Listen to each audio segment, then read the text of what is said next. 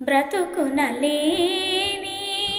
శృతి కలదా ఎదసడిలోని లయలేదా ఏ కళకైనా ఏ కథకైనా జీవిత రంగం వేదిక కాదా ప్రజాధనం కానీ కళా విలాసం ఏ ప్రయోజనం లేని వృధా వికాసం కూసే కోయిల పోతే కాలం ఆగిందా సాగే పారై పాడే మరో పదం రాదా మురళికి గల స్వరములు గల పెదవిని విడి పలుకదు కదా తరలి రాద తనే వసంతం తన దరికి రాని వనాల కోసం.